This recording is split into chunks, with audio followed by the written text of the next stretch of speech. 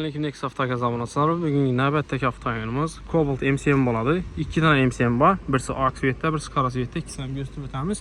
Xuda xalasamına full kompleksiyada metan ustalaşıq qılğanımız MCM-lərə biləsək, avtoelektriklə zajiganya proqramma taşal mindurtdu. Qaz qoyulğandan keyin qazda yürüşü tamam zor bu mindurtdu. Biz onu yetişimini köp vaxtdan bəri qılğanımız, köp vaxtdan bəri ustalaşıq qıldıqımız. Yəni bu avtomobillərimizdə variator ustalaşıq qılınadı. Variator deyəndə neçik hazır vaxtı ortaca Ayıbı Cobalt MCM boladı. Yaxşı variatorlardan biri, garantiyası var. Bu variatorumuz zajiganya sürüb verədi. Bu deyəni sizə metanda benzin effektini alaləsə zor atıb yürütüb verədi. Keyin qoşumçasına stak bofast qoyuladı. En samı qılavni gerek nərsələrdən biri injektor oladı. W031 oranında skrasini sport injektor oladı. Maksimal dərəcədə çok gəlib ustana şəkil qılğanımız. Reduktorlarımız isə bir yan tərəfdə Action firmanı oladı. Datçiklənən orijinal moş yerə çok gəlib ustana şəkil qılğanımız işlərimiz sifətli olub çıxan. Qaz saladan zapravşiklərimizi şura qoyğanımız kara turb kələbəyə ideal niyət montaj etib bölgəmiz sifətləri çox gəlib çıxan. Xudaqlasan mövcud konkretli qılğanımız moş olub çıxan gördünüzlər. Keyin salon qismına gələn olsaq, salon qismına Kulçatırların hem okudun konkretler ustalaşıq qılğanımız gördünüzlər.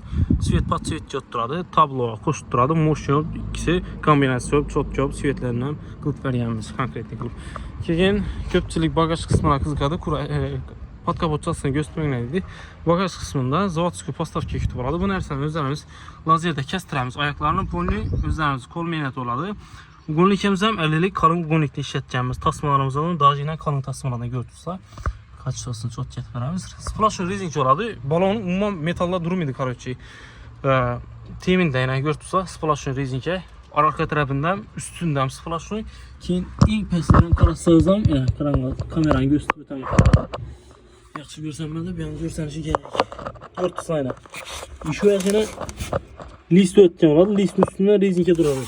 Balon ikisi Rezinkin arasında duradı. Pastavkəbinə umman idi. Pastavkəmizdən konkretdən qofra fişləmə çox gəl tartıb bəlgəmiz. Yan tərəfdəki kobaltımızdan xudaq alasaq, toşun şünərsən ustana qılğanımız.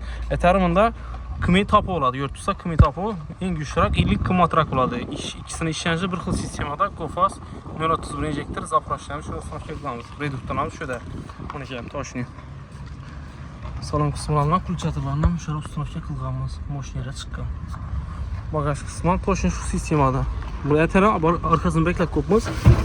Arkasını açamız. Gördünüzlər. Bunu toşun şunu oladı. Pastavkalar zavodski pastavka oladı. Splash Racing'e bolunmam çapmıydı. Moşun yap çıxan. Xudaqlasaq, gələ versək işlərimiz xudaqlasaq.